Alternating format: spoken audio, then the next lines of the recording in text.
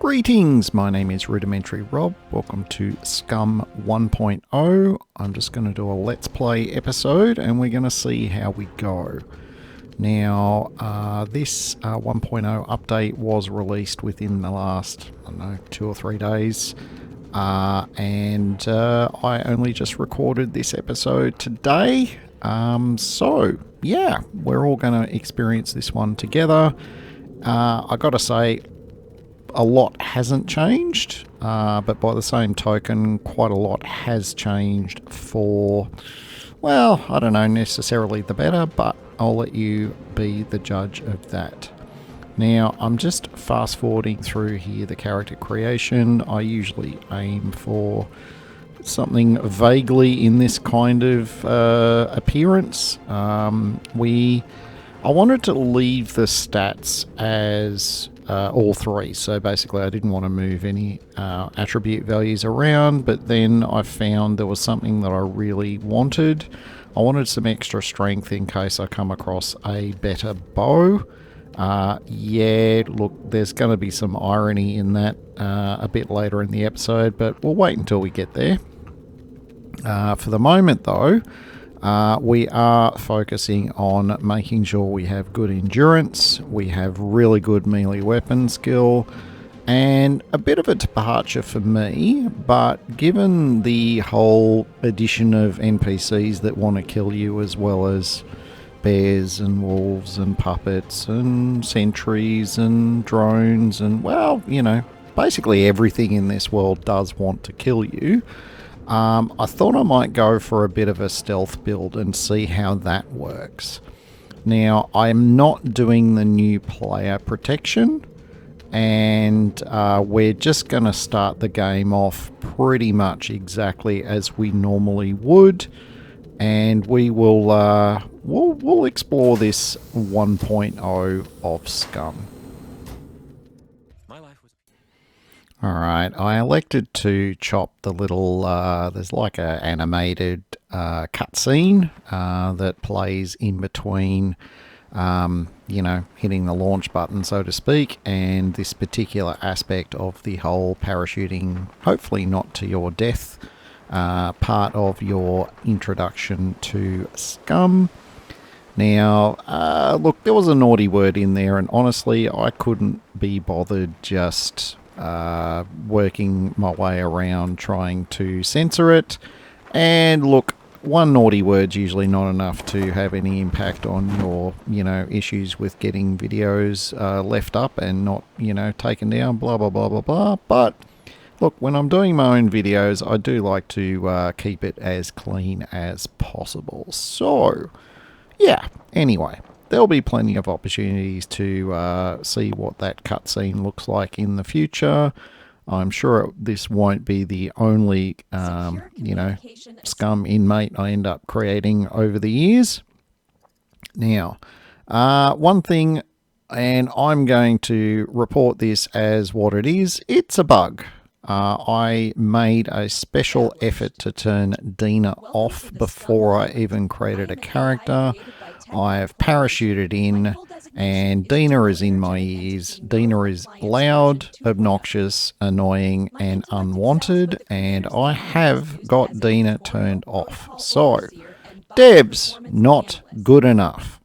Anyway, now that we've got that little rant out of the way, we're going to get on with the job of making ourselves some tools and equipment to better improve our chances of survival.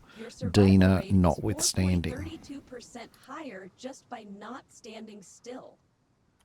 You have now been granted access to my knowledge database, the Codex. Access it now.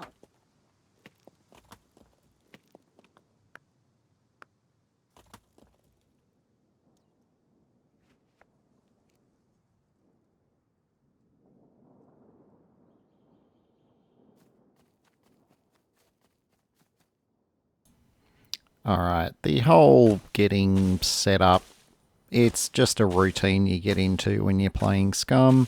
I've got 500-ish hours gameplay of Scum over the years. I can't remember when I first got it, but it's a while ago. I definitely do not have the kind of hours of some of the other players out there. So definitely don't expect anything even remotely close to an expert commentary on this game. I'm a long way away from an expert. Experts out there would be the likes of Citizen Z, Oladino, Peakman, and I'm sure the list goes on from there. So, if you're looking for expertise in one or more areas of Scum, I definitely would not be stopping here for too long. If you want a very rudimentary approach to Scum, you've come to the right place. That said, though, for an initial, you know, first episode, I have actually had a reasonably good start in this one. So, yeah, we'll wait and see where we end up with the by the end of this one. You can see it is quite a long episode, certainly by my standards.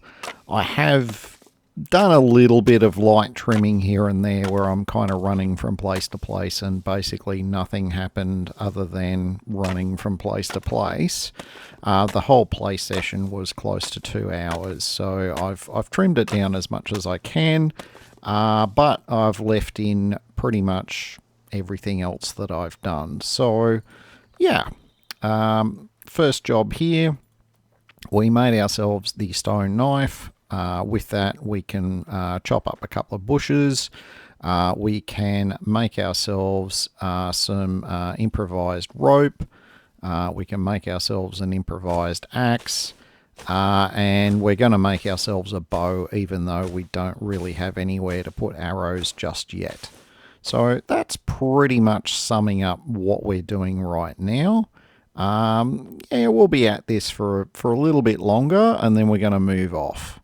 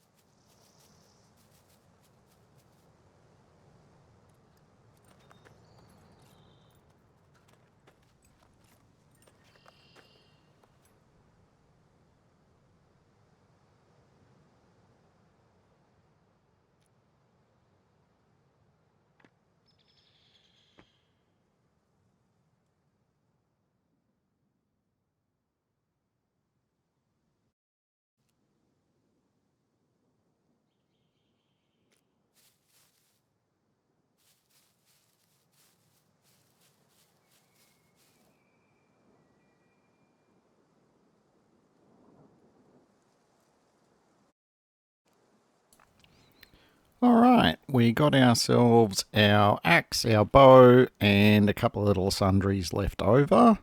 You can see we're down here at the very top edge of A3, pretty much in between the two quarries. That's where we parachuted in.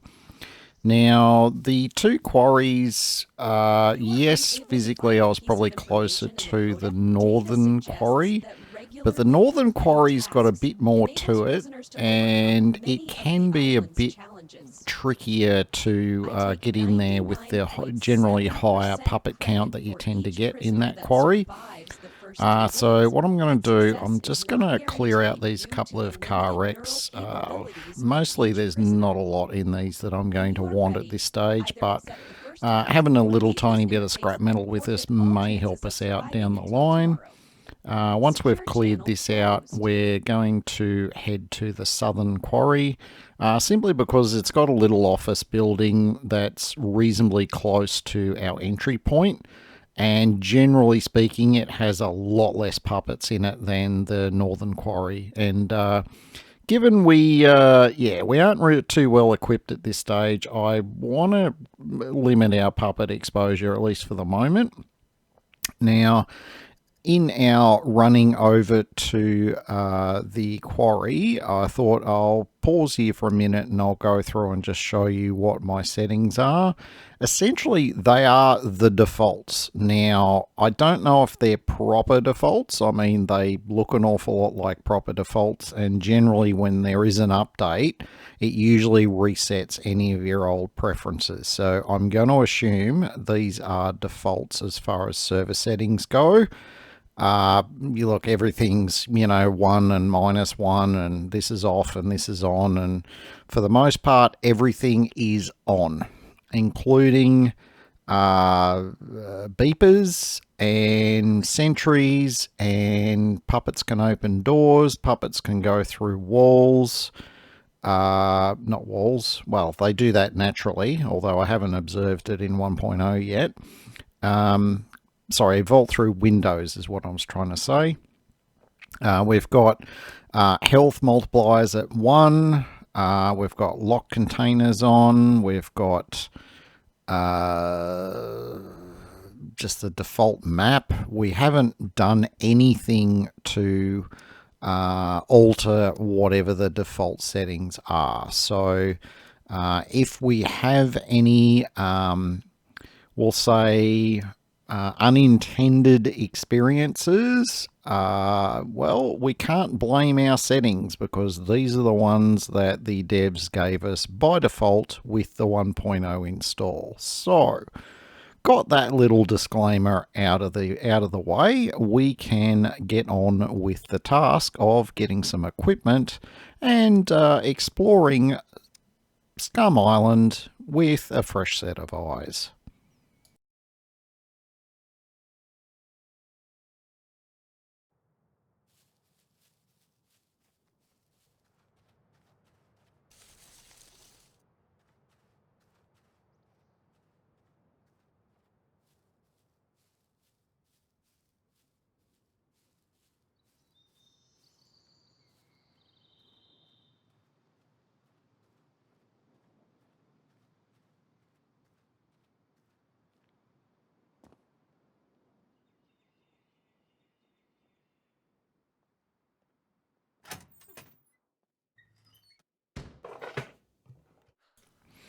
Now, just for a bit of clarification, my system, I'm still running mostly the same system I've had for quite a while now, but I did upgrade my graphics card a little while back. I'm running a 4070 Ti Super, and I play at 1440p. So I think I'm sort of CPU bottlenecked because I'm sort of recording in the background when I'm doing these sessions.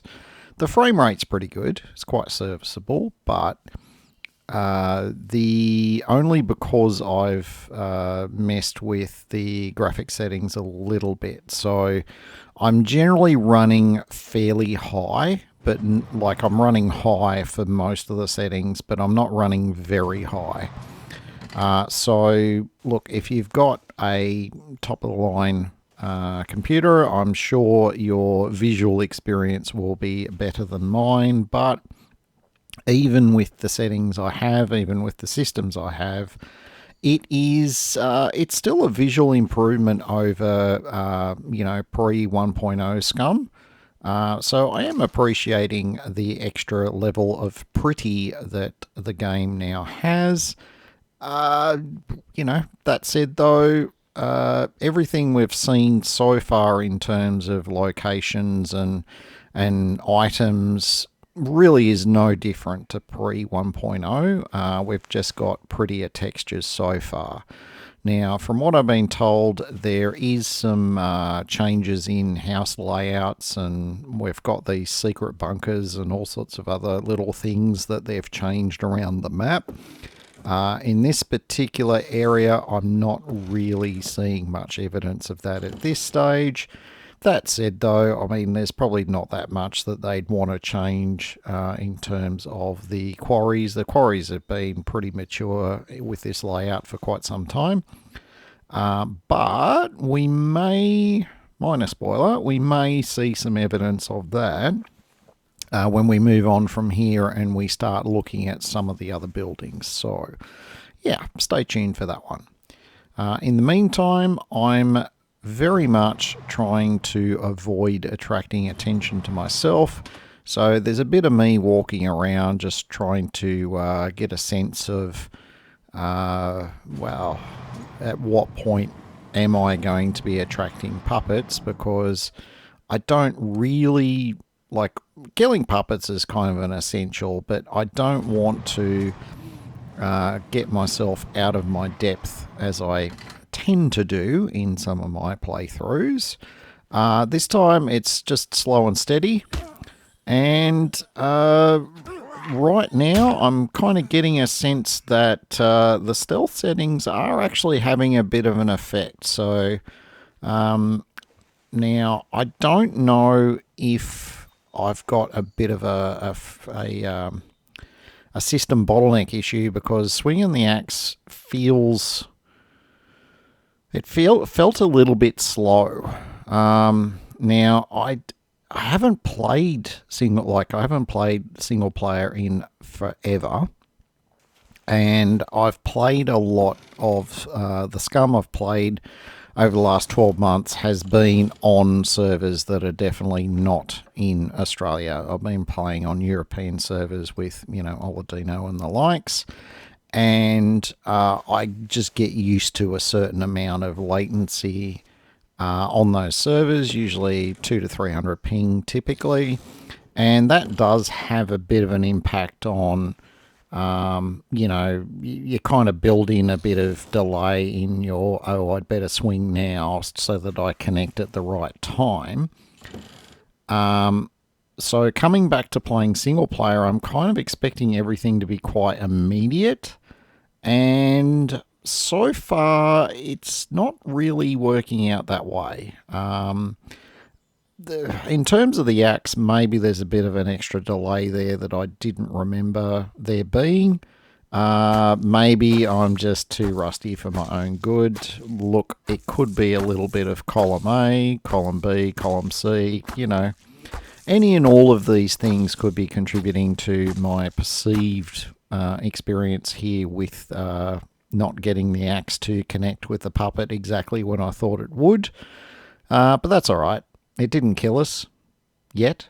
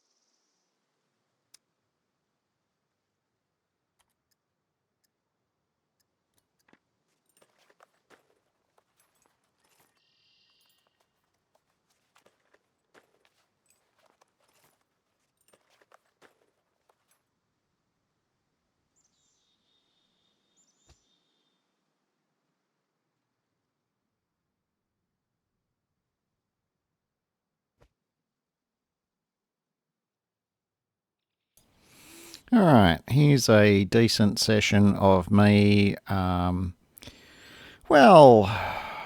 and ahhing about, can I make any of the improvised slash crafted containers? So the weapon holster, the quiver, and the improvised backpack. Now they're kind of the dream scenario if you can get those set up sooner rather than later. Unfortunately, most of them have the same thing that they need, which we definitely don't have, which is a sewing kit or an improvised sewing kit.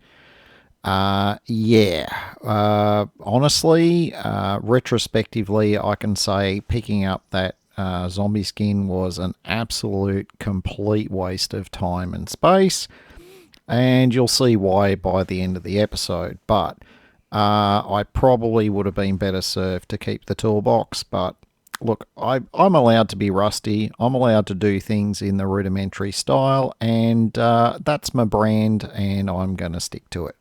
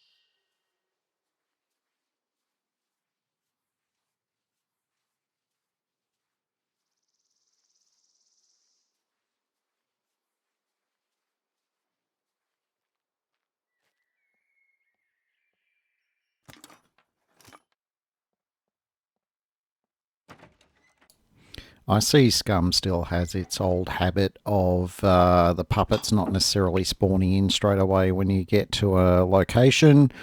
It's not too bad though. I did see one as we were walking in initially, and there is one not too far away from us now. I am on default puppet settings, so I'm not expecting huge amounts of puppets around the place. I just wanted to get a feel of what the system is like now with all the tweaks and everything that they've done through the last couple of updates. So essentially, I haven't really played much Scum in the last 12 months. Certainly, I haven't done anything in the way of a series or had anything other than sort of a one-off session here and there. So I haven't really experienced what the defaults look like. So it's going to be a little bit educational. Yeah, it might be a little bit on the easy side as far as puppets are concerned, but again, I'm a little bit rusty, so easier is not too bad. But the bigger concern I've got is I don't want to have the puppets up really, super duper tough if the NPCs are just going to add, another layer of difficulty on top of that. I don't want to just get stuck in a death loop just because. So at this point, if this does become a regular series, and look, please leave a comment down below if you'd like to see me doing a regular series of Scum again. But if this does become a regular series, I don't think I'm going to change very much about the settings until I've had a chance to experience, the whole spectrum of stuff with where it's at with 1.0, because I don't want to just go, oh, it used to be hard before, therefore it's hard now, or it's too easy or whatever. I want to take it in at my own pace and make my own value decisions about what's going to work for me. And essentially, given the tweaks they've made to the map and whatnot, I really want to, gear myself up a bit and do a bit of exploring and just get out into the new Scum map. It's not that new, but, I want to get out there and see what's changed and have a chance at, soloing a few bunkers and things like that, just to fully experience the whole thing. And then if I decide to tweak the settings from there, I'll certainly do so. But for the moment, I'm just going to persist with this. And again, leave a message down below if you'd like to see me doing a regular series. At the moment, I'm trying to troubleshoot getting my own server going, and if I can make that work, I will probably start playing Scum with Itchy. We may end up doing something with that. I don't know how the server is going to behave on the system if I'm trying to record on the same computer, because it's all going to be on the one PC, and I've got plenty of memory for it, but I have a feeling it's going to be a little bit too much to be recording at the same time. But look, I'll have a little play with it if I can get it running. But for now, we're still in the pipe dream territory, but I'll keep you guys updated if it becomes relevant down the track. For the moment, we've got what we're playing now, which we've still got a bit over an hour of this episode to go. We're finding some useful stuff, even though we are on default loot, which is only 1.0. We are, I'm going to say, not really making off like a trooper, but we're certainly not struggling. We're finding something useful, well, at least one useful thing at each location. So we'll see how our luck holds up, and I'll see what else we can come across in our travels. And say no more, we just found ourselves a baseball bat. And the best thing we can do with a baseball bat is, well, firstly, pick it up.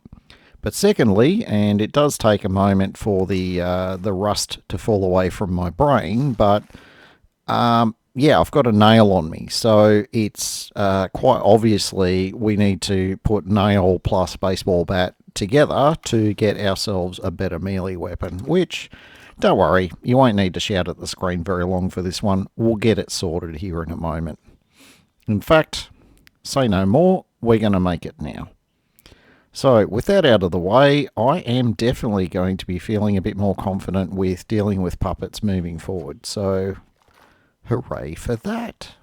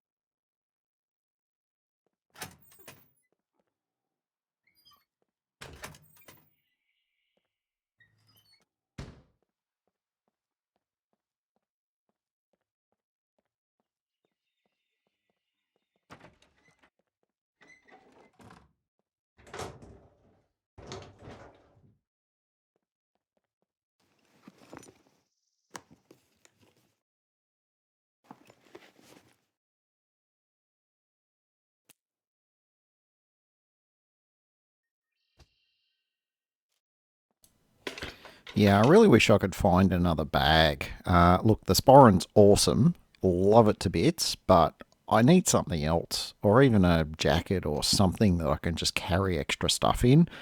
I mean, boxes of bolts or nails are actually quite useful, but don't have the room, so we're going to have to leave those behind. However, we look, there might be some more stuff out there. We've just got to find it.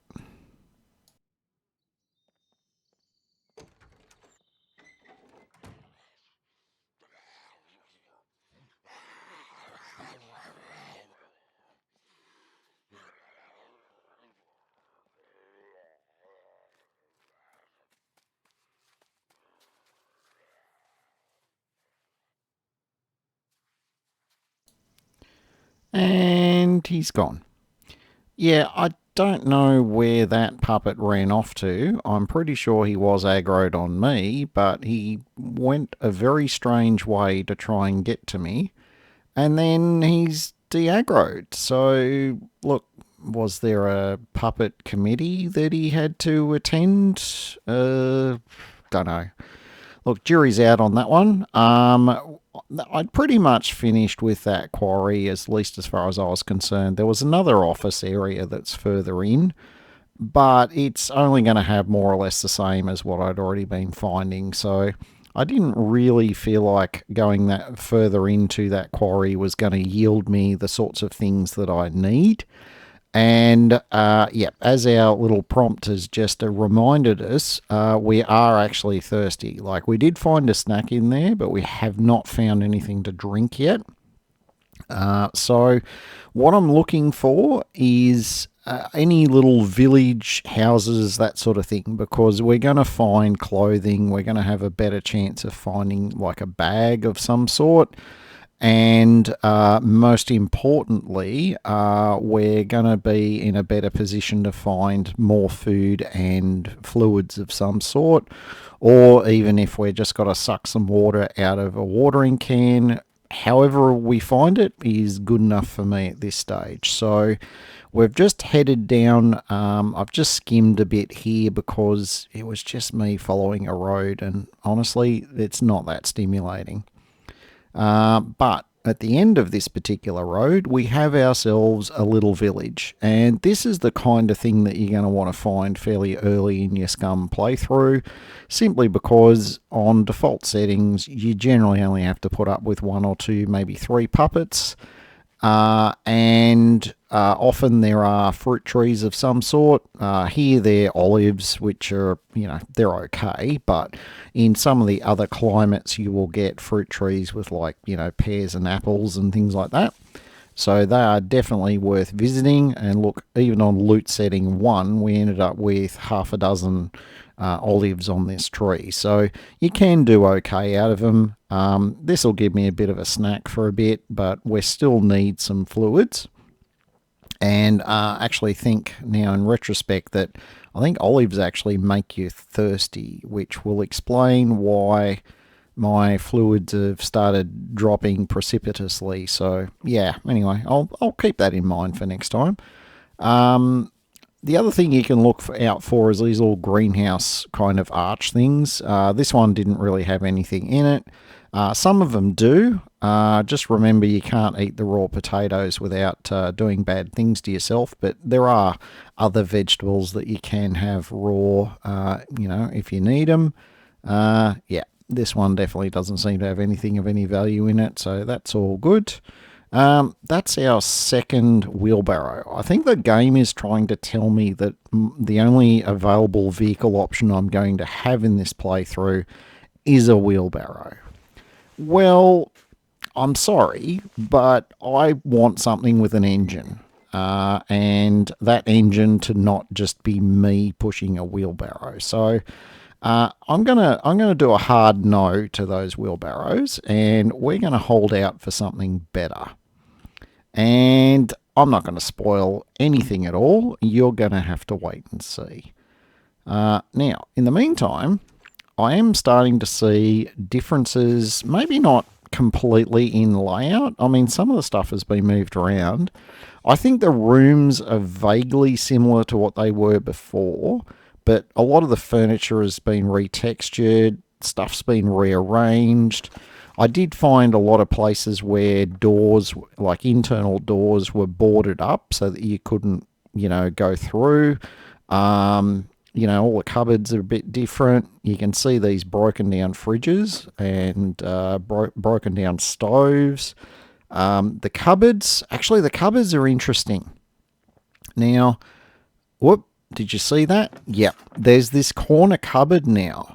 I'm sure that wasn't there before. So when you're searching these kitchens, on the upper level of the cupboards, There's one in the corner there that doesn't appear to be linked to like a cupboard at the bottom.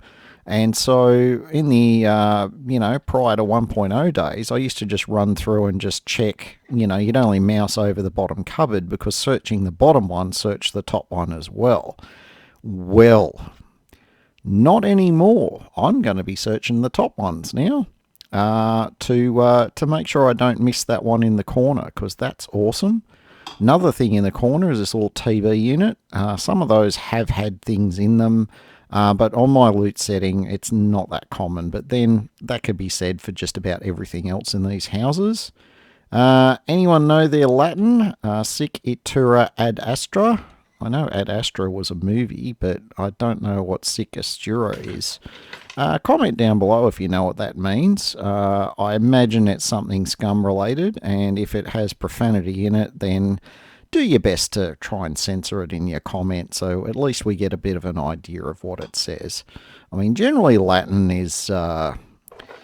insults in Latin are probably more akin to, I turn up my nose in your general direction, and Monty Python-esque insults, I guess you could say.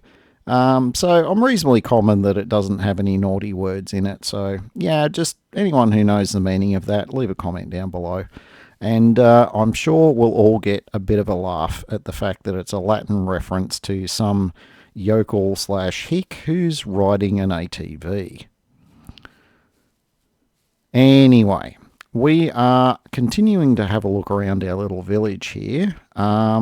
This ruin looks very different to what I remember it, but then it's probably been a hot minute since I've been in this sort of village anyway. So maybe it's the same, maybe it's just retextured, I don't know. But the buildings inside, yep, definitely looking a lot different, a lot more trashed than they had been previously. I know before, like, a few of the cupboards were, open when they weren't searchable and things like that, but everything has just got a dirtier, more sort of disastery kind of look to it. Apologies if me hitting the escape button and bringing up the menu is triggering anyone. It'll take me a while to just get used to hitting tab to get out of the search. I am getting better by the end of this session, but I'm sure there'll be a few more instances where I just hit escape instead of hitting tab, so apologies for that. We're just having a bit of a sit on the couch here. Yeah, nothing too stimulating. Now, here's an example of one of these boarded off rooms. With the new layouts, that room, if it weren't boarded off, would be the bathroom. And then there's usually like a dryer or a washing machine in there that occasionally has stuff in it. And rarely you'll find that there's a medicine cabinet that's actually lootable. Probably about 1 in 6 of them, I think, so far have been lootable. The rest of them, the door's already open on it. It's looks like a sliding kind of door. The door's already open on it, and you just can't search them at all. So yeah. Anyway, that's what I've been able to learn so far about this particular style of dwelling. And in this particular village, it's a lot of rinse and repeat between the buildings, just with a bit of variation in terms of which cupboards are accessible and searchable and which bathrooms are the same. So, yeah. Anyway, we are going to stick our head out here. We are sweating a bit, so we're just going to take off our raincoat and potentially see what we can do about trying to cool down a bit before we go and tap the shoulder of this little puppet over here and get a bit of an idea of how good our baseball bat with the nails in it is. I always find it amusing that you can see there's obviously at least half a dozen nails that have been driven through that, but it only took one nail to produce that. And no, devs, that's not a hint to change the recipe to make it so you need a box of nails to make a spiked baseball bat. Please don't do that. It's just one of those, things take less than what they should. And in this case, that's a good thing.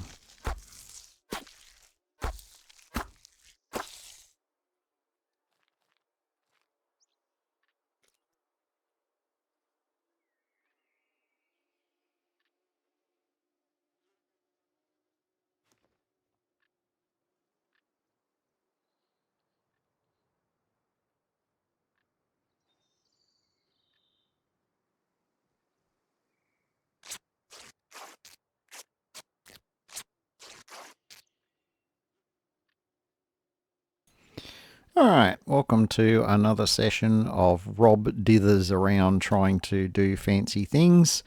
Yeah, long story short, for the previously established reasons, we are unable to make the good improvised stuff because we need a sewing kit or an improvised sewing kit. But I'm going to see if I can get enough bits and pieces together to make myself the courier satchel, because I'm just over the fact that I just don't have enough room to get most of the stuff together that I want to be carrying. So yeah, we're just going to cut up all of our non-essential stuff, and indeed one or two of the slightly essential items, and we're aiming to get enough of the cloth scraps to make a rope, improvised rope. Once we've got that, we've definitely got enough cloth pieces there to make ourselves the improvised courier satchel.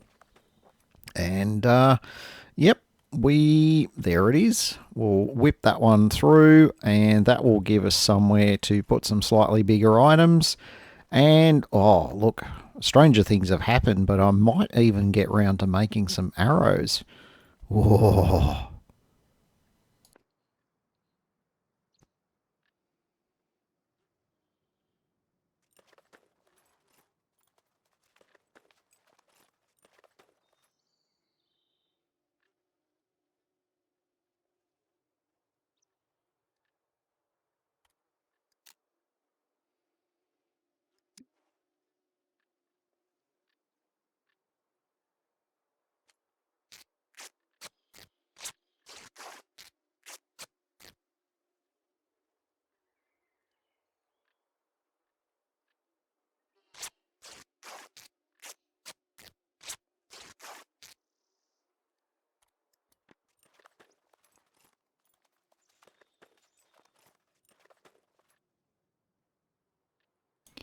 All right, just to do a bit of a tidy up after making the satchel, what we're doing is using up enough of the rag strips and the worse quality rags to make some more rope, and then what's left, we're just going to bundle those up and take those with us so we're not wasting any. So yeah, we've done all right out of this little town, but I feel like we're getting pretty close to moving on.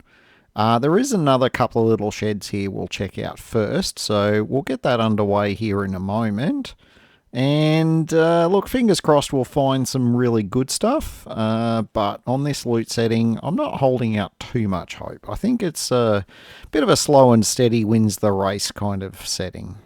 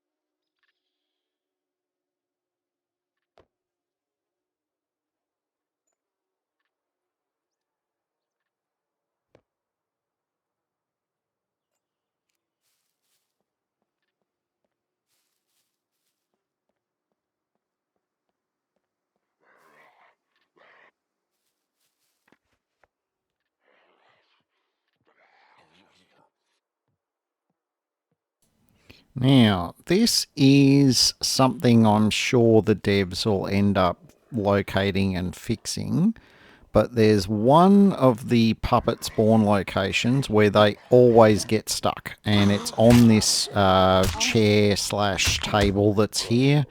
So many times I'll hear a puppet aggro and it won't go anywhere because it's stuck on this chair. Now, bear in mind that on my current setting, they can vault through windows and open doors. So there was no impediment at least as far as their, AI is concerned, to get to me, which is why they were aggroed. But they got stuck on that chair. So I imagine that's something that they'll tweak in the future. Like they might nudge the puppet spawn location in here or whatever it is that they choose to do. For the moment, though, if you hear a puppet aggro noise from the kitchen in this particular building, chances are it's probably just going to get stuck on a chair and you should be okay for a bit. In the meantime, though, we found ourselves some milk. And we can answer that question. Do we have milk? We do, and now we don't because we just drank it all. But that is going to solve our thirst for a little while, and that's a good thing. Leaves us free to focus on trying to find more useful things like, bags and clothing.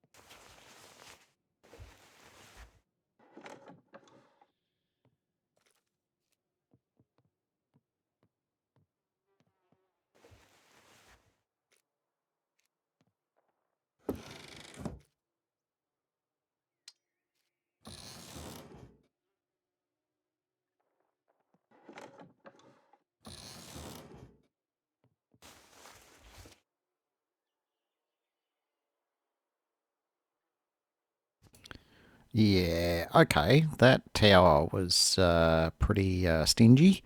One all of that hay, and we only got one feather. Welcome to loot setting 1, where you guaranteed to get one of something and not much else. That's all right. I played with this setting, loot setting, quite a bit in the past. I know how stingy it gets sometimes, but it's all good. It's all part of the laugh. I mean, if you have your loot up too high, you end up equipping yourself in 2 buildings, and look, where's the challenge in that, honestly?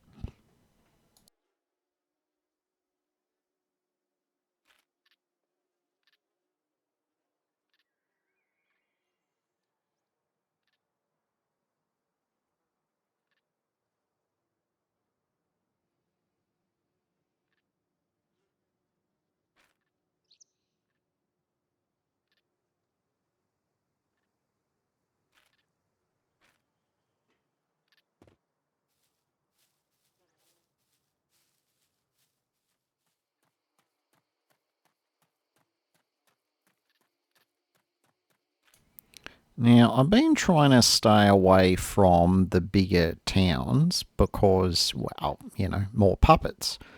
But also probably a higher chance of running into NPCs, and I'd like to get a little bit more gear under my belt before I start trying to take on NPCs.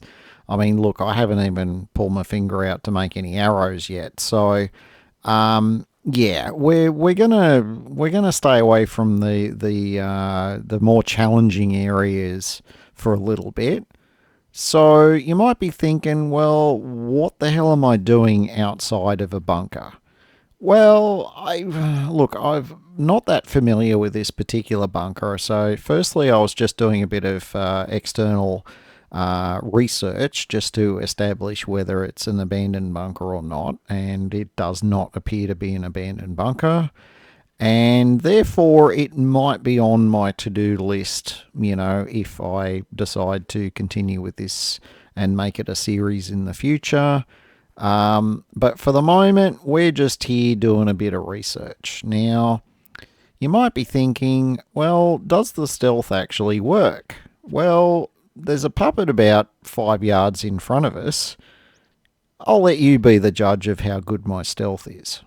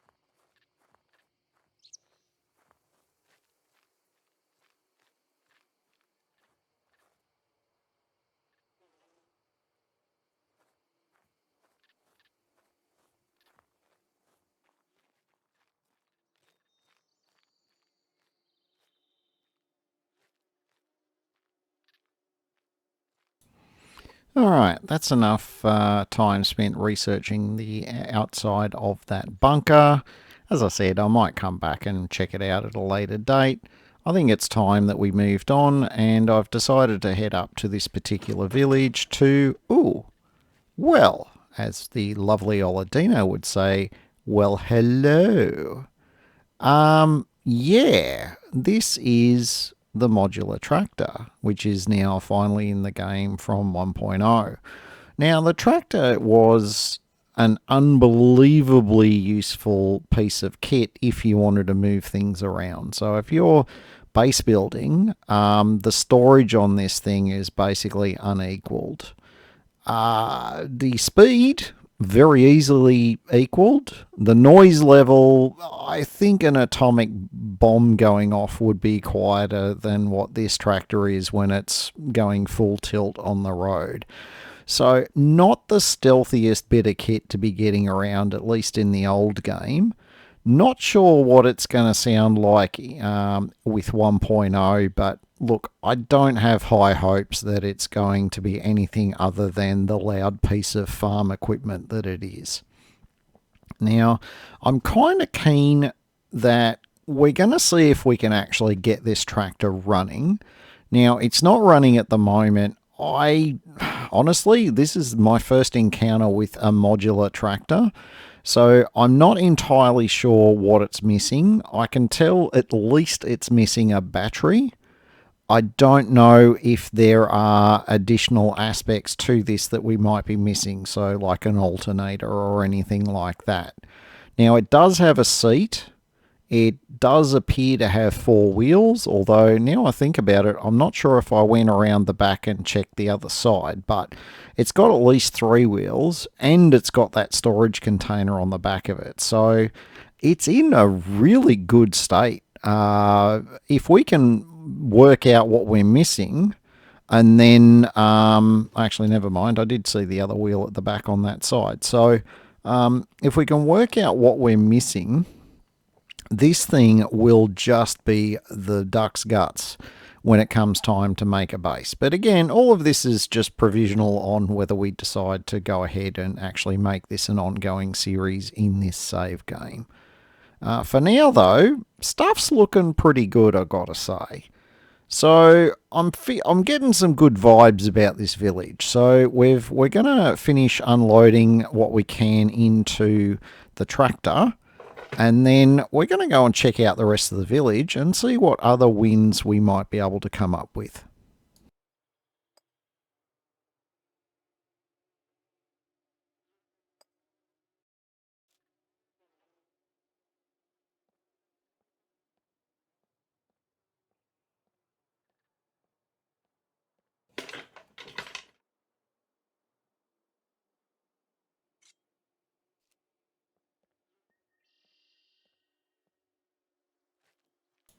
All right, this is Future Rob.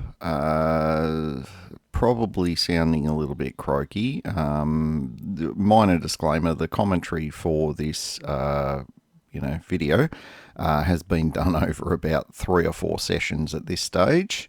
But speaking of sessions, I managed to get my Scum server, running on my own computer. And all the issues I was having with getting it running was nothing to do with Scum. It was something which I've not had to deal with since whenever it first started being implemented.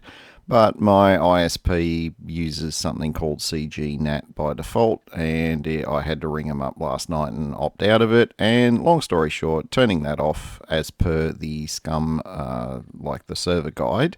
I'll pop a link for the one that I used down in the chat. It does work. If you follow it literally step by step, it will, you won't have a problem.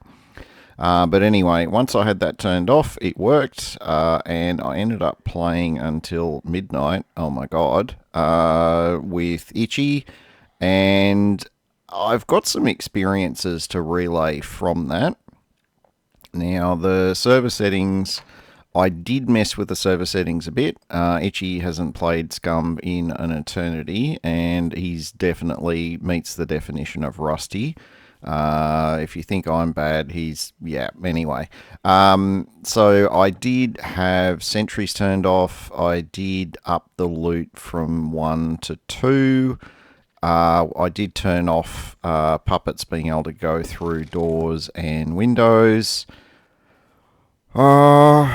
I think that's pretty much all I did. I left all the vehicles at default. I left pretty much everything else at default. And I just thought, yep, I'll use that as just a session, slash save game to just do a bit of exploring in with a bit less stress around having to worry about puppets coming through windows and things of that nature.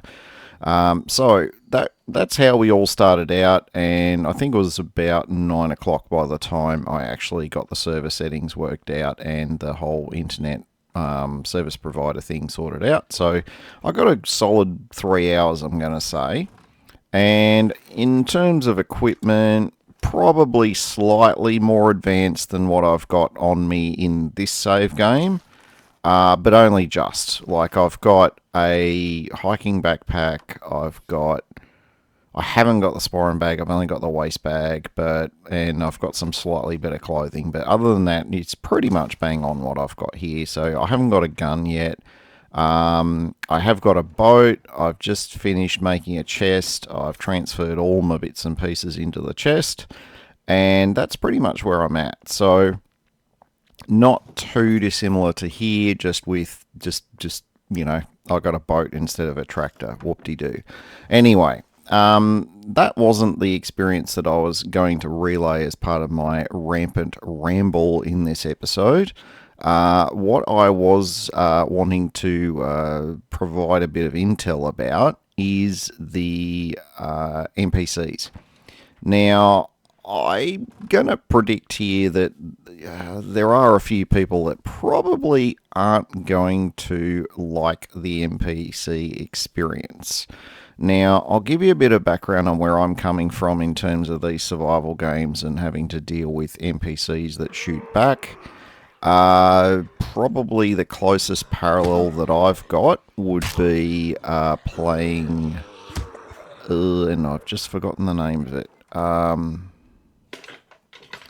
Subsistence, yes. Yeah, the brain does work, just better when I've had more sleep. Subsistence, which there's no zombies in that. It's more of a hunting slash counter hunting type game where you've got bases and NPCs that shoot back. And the NPCs in that game do have a nasty habit of trying to shoot you in the head all the time. Like, their accuracy is pretty nuts. But you can gear up for it, and if you're super careful, it's fine. You can deal with it. That's not really what the NPCs were like that I ran into in my travels on my server. I bumped into them in places I wasn't quite expecting. So, this little village, for example, I bumped into. There was my first one that I actually saw, and I had to do a bit of a double take. It's just like, hang on a minute, this isn't an internet server, that is not a player. They were. So it was down towards the cheese factory and the fish factory. In fact, it was just up the road from the fish factory, that's right. It was in one of those sort of manor-y kind of houses. And I just opened the door and boom, there they were. So I closed the door and ran away. Now, in that few moments, they went from being passive to drawing a gun, and I think they said something, but I don't remember what it was. But I was out of there because that was within about half an hour of me spawning in, so I really did not have any equipment on me to try and deal with him. I thought, maybe I could charge forward and, try and clock him over the head with my axe, but I thought, you don't bring an axe to a gunfight, so I wussed out on that one. Look, if I get in a situation where I've got bugger all on me next time, and for science, I might give it a try and see if it is possible to take him out that way without dying in return. But for the moment, that's an experiment I haven't run yet. Subsequent to that, I went to one of the smaller towns on the northern shore of the sea there. I guess I call that a sea. I did see another one there. Actually, there was a spot where I pulled up with a boat where there was two, and they were shooting at me from quite a distance. I'm going to say probably 200 to 300 meters, and they were missing, but not by a lot. I'm going to say if I was standing still, I'd say there was a reasonable chance they were probably going to hit me, but they were missing by enough that it does get the adrenaline up a bit, but it's not laser accurate like you see with a lot of bots. They don't tend to. They tend to focus on the accuracy too much. I don't know if my experience indicates that these NPCs have had their kind of accuracy or their ability to shoot, absolutely spot on with every shot, whether they've made an effort to ensure that doesn't happen, or whether it scales depending on the threat level of where you are. I would be very curious to know if anyone has any hard facts on that. I'm going to say from my experience, and honestly, I think I've only had one experience with each kind of progressively larger village as far as NPCs are concerned. I'm going to say the threat level or the accuracy or whatever does seem to get a little bit harder essentially the bigger or the higher the threat level the area was. Now, the only thing that I've observed that sort of backs that up is the number of NPCs. I did see more of them in one of the bigger coastal villages, and two, with the mechs turned off, There's that town at the end of the railway bridge on the north side of the Sorry, I'm really forgetting words today, which is not helping, but I don't have a map in front of me. But it's the one where there's the village at one end, and at the other end is where the couple of mechs normally patrol, and there's the loading dock where you can get fuel and stuff for your boat. Now, that's with the mechs turned off, I was able to run around in the area where the mechs were, and there was just puppets, and there wasn't a lot of them because we don't have the puppet settings up very high. Now, the going back to the normal village, I'd done a cursory run through, just checking garages and things like that, just to try and find another vehicle. And I didn't run into any NPCs during that sweep, but I didn't sweep the entire village, mainly just the central area where the police station is. In fact, I did actually go into the police station, but I didn't have any lockpicks or anything. I got some random, bullets and magazines, and that was about all I got out of there. But no NPCs in my first sweep. And then I went to the area where the sentries normally are. I cleaned that up, found a bunch of really good stuff, as you'd expect. Turned around, and I was on my way back to the boat with a backpack full of stuff. And because I hadn't really bumped into any NPCs anywhere, I started, jogging. And then I had a thought about something. That's right. I had a toolbox on me, and I wanted to repair. I had a couple of cleavers on me that weren't in great shape. And I thought I'll go and repair those. And in the process of heading towards one of the sheds that has the drill press in it, I discovered that I had a C4 gunshot wound to the chest, and I was bleeding profusely. And I'm going to say the immediate damage wasn't massive. So, as in, I think I only took about 30% damage up front, because when I first had a moment to check my health, I was on about 65%. So, I'm going to say probably about 30% is the amount the hit took off me instantly, and then obviously I started bleeding because it was a C4. Now, this is on the default damage settings. I did not have any vests or bullet resistant stuff on.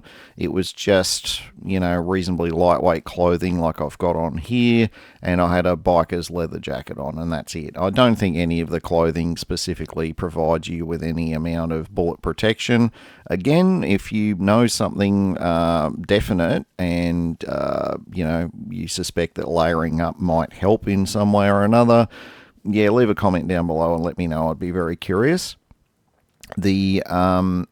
But yeah, they were in the school in that village. Now, I'd already cleared the school in the previous run through, and so the NPCs obviously spawned in when I came back to that section of the town, and one shot. That's all they had at me. They literally came out the front door. Actually, they took the shot just after they opened the front door. Like, I was barely aware that there was any movement at all because they were in the shadows. First thing I know is I heard a bang. I looked down, and I was, spurting blood everywhere. So that was quite stealthy, relatively speaking, although after they took the shot, they did come running out the front door, and that's when I knew where the shot came from. I was able to evade them and get away from them, even though I was, spurting blood everywhere. Because I still had over 60% health, I had a bit of time to try and run down an alleyway, blah, blah, blah. Well, they didn't come after me. So I don't know if the NPCs just, quote unquote, defend where there are, or are they supposed to be like homing pigeons and hunt you down and kill you? I honestly don't know what their behaviours are like. It's still very early days for me. But from what I'm seeing so far, they seem to be kind of territorial. Like, once you leave the immediate area, they, for the most part, they don't seem to come after you. So again, if anyone's got any intelligence to add to that, I'd be very happy to hear about it. But for now, I think at this stage, if you find an NPC and you see them and they haven't seen you, and you don't have the equipment to, bump them off, so to speak, I think at this stage I'd just be heading in the opposite direction. What I am going to say though is stealth is helping. Like, that NPC only found me because I started running. I think if I was just walking around and focusing on not making any noise, I probably wouldn't have got shot. Now, stat wise, in my multiplayer save, identical to what I've got here. So I did focus very heavily on stealth and a bit of strength just to help me with a bigger bow if I find one. But I think that's actually working for me again. If anyone's had any other experiences and can recommend any other builds that work well now that we've got NPCs in there, please leave me a comment down below. I'd be very happy to hear about it. Look, if you want to start up an open discussion about it, I'm happy to entertain that as well. I do hang out on Oladino's Discord server as well, so feel free to, start a little chat over there about it as well if you want to. Link for her Discord server, I might actually pop that in the description as well. And I'm a bit curious. I don't know how I feel about the NPCs at this stage. I mean, Scum's always been a, quote-unquote zombie survival game, so having NPCs that shoot back is not high on my list of things that I was particularly looking for. Like, if they were only at, the prison because they were prison guards, or they were only at certain bunkers or whatever because they were, Tech 1 employees, I would say, yeah, okay, look, there's an element of that.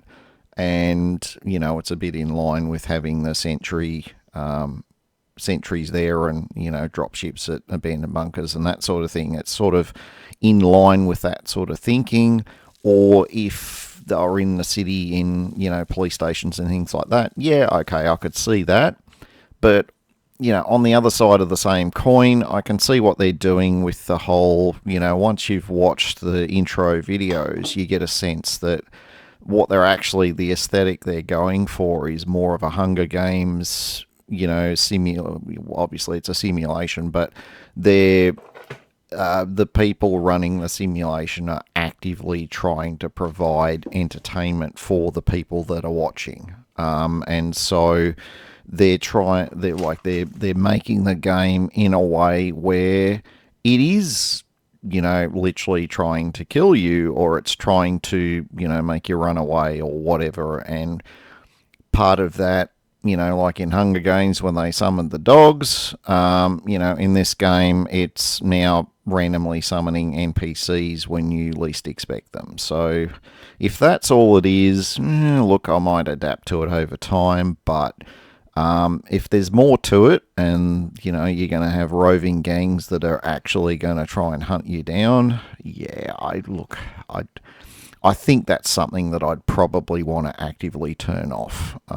If I'm not able to turn it off, I think it is going to impact my experience quite badly, simply because a lot of the fun and the entertainment with Scum is part of literally what I'm doing on the screen at the moment. It's the whole, going around, surviving, finding food, finding equipment, getting some basics together so that you can then look at, okay, am I going to go to a World War II bunker? Am I going to go into one of the biggest towns or go into one of the cities? But essentially to try and find, a firearm or a sword or whatever it is, a better bow, whatever your play style is, you're working towards a better equipment setup, you know, you're going to set up a base where you can dump all your stuff and you can customize your setup, and then you get to a point where it's like, okay, I've won the game, you know, or I've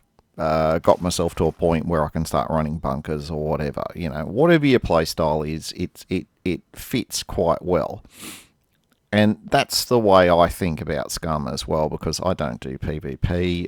I used to ages ago, but I just don't have the reflexes for it. And honestly, any sort of play like that does tend to get the old wrist a bit sore and hand a bit sore, because yeah, back in the 90s when I used to play things like Counter-Strike, when it was a mod for Half-Life, so yep, that dates me a little bit, and we used to play on dial-up internet. The quality of the mice that we had back then, yeah, they weren't real ergonomic. So I swear I did quite a lot of damage to my hands and wrists and things because of some very terrible equipment back in the day. And consequently, I sort of made a choice in the early 2000s. I just wasn't going to be playing those games any longer because it just hurt too much. So yeah, if that's the way Scum's going to go, where I have to, you know, if it's a reflex shootery type thing and it's something that you kind of can't turn off, yeah, that's going to be the end of my Scum run. I'll just say that now. But if the NPCs aren't like that and they're far more scattered and more like subsistence, yeah, okay, I could probably entertain them for a bit and yeah, see how it all goes. But leave your comments down below. Let me know what your thinking is and what your experience has been so far with NPCs and with Scum 1.0. I'd be very, very interested to hear what everyone thinks so far. So that's my, you know, award-winning, well, maybe not award-winning, but mildly epic rant slash venting session about the current status of things. And I'll now return you to the action.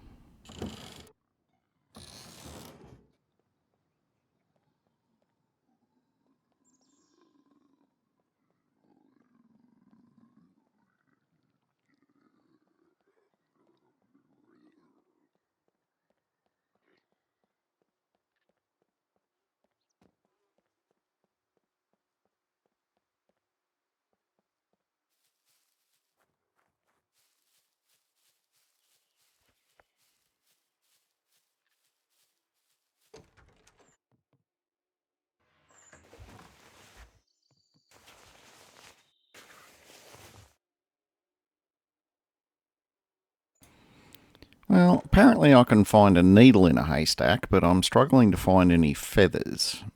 Whatever. We'll end up getting enough bits and pieces together to make some arrows in due time. For the moment, though, yeah, the loot setting 1.0, like the default loot setting, is a bit stingy. And look, it's fine. I'll probably stick with it in my single player if I end up continuing this series. Oh, hello. Yes, how could I be, you know, an Australian playing this game without having a slouch hat? I don't particularly like this style of slouch hat, but hey, it works. And if I find one in a nicer colour, I'll certainly grab it. But for the moment, this one will serve its purpose. We've finished clearing those buildings. We are having a little bit of a look around just to see what's about. I think our next job, we're just going to go back to the tractor. We're going to unload a few things. And, oh, hello. We've got some water in this water pump. So we'll have a bit of a drink and reload our water situation. And then, yeah, we'll go back to the tractor. We'll do a bit of an unload. And then we're going to have a bit of a think about what our next move might be. And you might get a bit of a clue about that popping up on the screen in maybe a couple of minutes.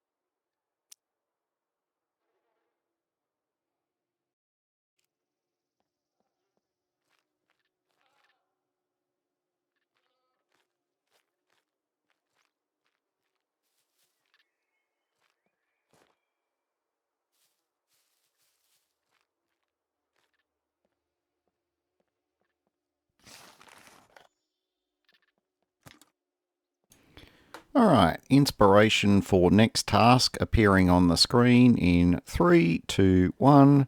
Haha! Cargo drop. Yep, we've got a couple of screwdrivers. Not really enough to clear a whole cargo drop, but we've got enough to do most of the lockers. And our puppet setting is not terrible. I mean, it's just the default setting, and the puppets don't hit like freight trains. So I'm having a good old think about this, and you know what? We're going to give it a go. We're going to go down there and we're going to do our darndest to see what we can get out of that drop when it happens. So that's what we're going to focus on right now. So we've already cleared our inventory. We're having a bit of a quick look around just to see if there's anything else that might tempt us. We're having a think. We're having a think. Yep. We're definitely going to go and do it. So let's get the show on the road.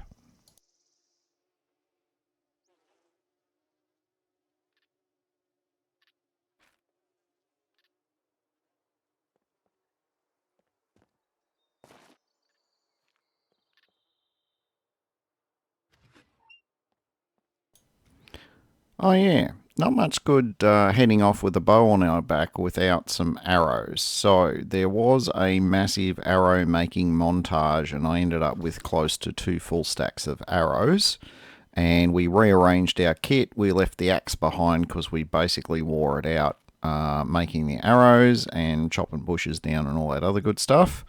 Now, fast forward, here we are. We're down here and we haven't seen the cargo drop yet, but we can tell where it is because there's puppets there as per usual. As it turns out, even with making the arrows and all the rest of it, I've actually beaten the cargo drop with the default settings because they take like 10 minutes to drop out of the sky or whatever. So we're pretty close. Certainly when we allow for needing to deal with a couple of these puppets, I'm pretty sure the cargo drop's going to show up. So let's stop and take a moment here to see just how biblically terrible my bow skills are in Scum.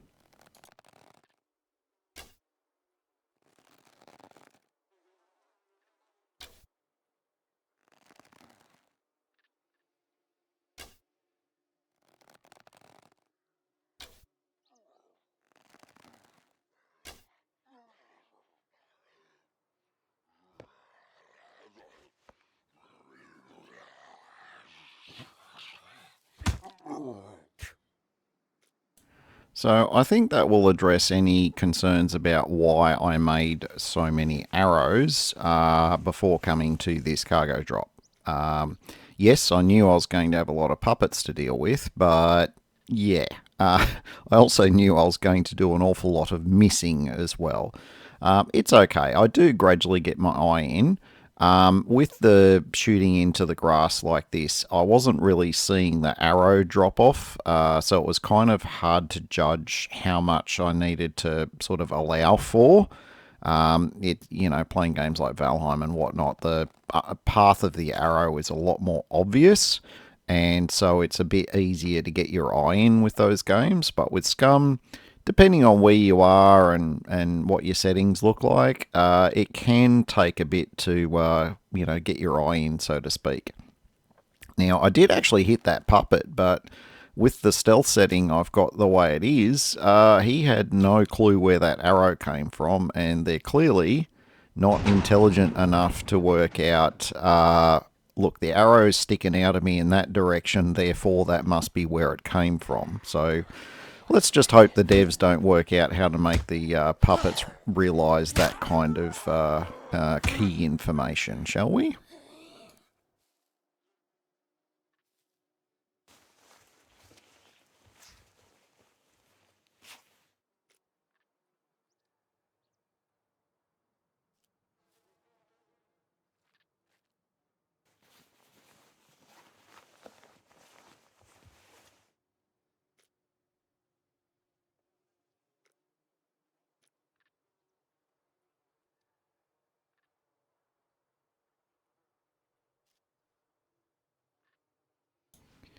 Alright, we only ended up with a couple of C1s out of that. That's not too bad. They're, that they're a bit of a, chicks dig scars and glory lasts forever kind of things to have.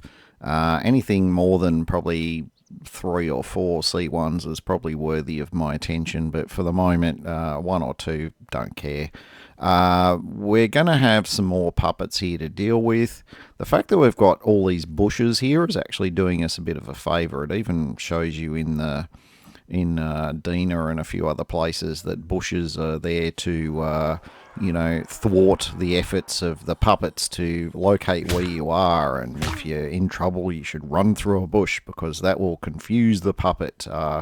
Honestly, I think that's just propaganda, but hey, we've got lots of bushes here. We are going to use them to our advantage until we work out that they're not actually doing anything at all except hiding puppets. The default puppet settings, I'm going to say this is a healthy amount of puppets around the drop. I'd say, what have we killed so far? About 3. We got another 3 over there. There's probably another 2 or 3 around. So, I don't know, 8 to 10 maybe around the drop. That's enough to discourage anyone who's not particularly confident in their bow skills or is not very stealthy. For me, could I handle a few more puppets? Possibly. Do I want to? Not really. Not at the moment. Not while I'm so rusty with it. Yeah, I'm happy enough with these puppet settings for now. When I get when I shake off the rust, I might have a play with it, maybe get the puppets to hit a bit harder or something like that. But again, it's all dependent on whether I actually decide to go ahead and do another series or not. I may just end up, playing offline, so to speak. With Itchy on my server now, I've got it running. But well, look, I'll keep you guys tuned if updated, whatever, if I change my thoughts. But as I mentioned earlier, if you do want to see me doing another Scum series, regardless of how rudimentary it will end up being, yeah, leave a comment down below. Give me some thumbs up. If I get enough responses, I may be convinced to go ahead and do one. So yeah. Anyway, we have finally made it in safely to the drop itself.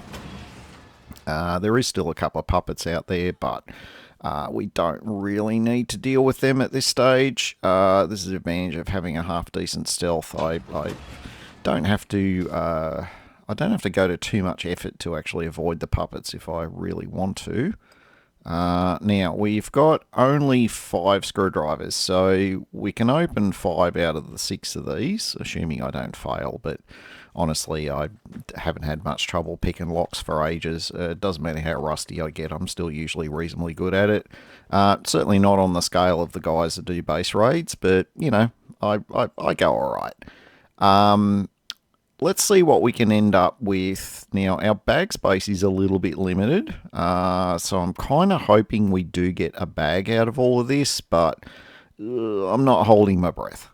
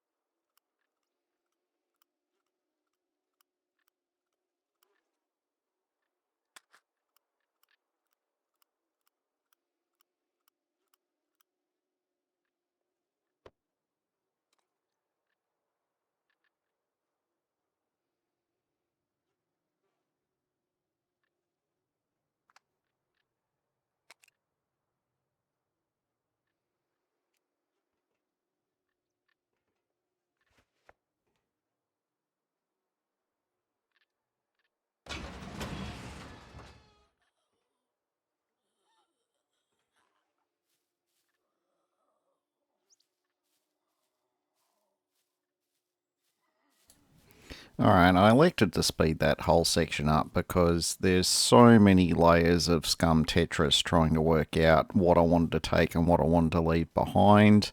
It was an okay cargo drop. I would have loved to have gotten an SVD instead of just the bits to stick on an SVD. That might have come in handy down the line, but we've got some ghillie. We've got a few odds and ends. We ended up with some medicine. Now, at the time, I didn't think much of it, but now that I've had my run in with the NPCs last night, I'm going to say it was good to get that, all those bandages and things. They may end up coming in very handy. What else do we get? We got lots of food and water. Not going to have too much trouble with food and water in single player, but look, a few spare MREs and whatnot is never going to go astray. Yeah, I'm going to say we did all right out of that. The other thing that we did all right out of is this episode. If you've enjoyed this episode, don't forget to give me a thumbs up and to consider subscribing if you're not already subscribed. Until next time, my name is Rudimentary Rob. Thank you very much for watching, and make sure you have yourself an absolutely fantastic day.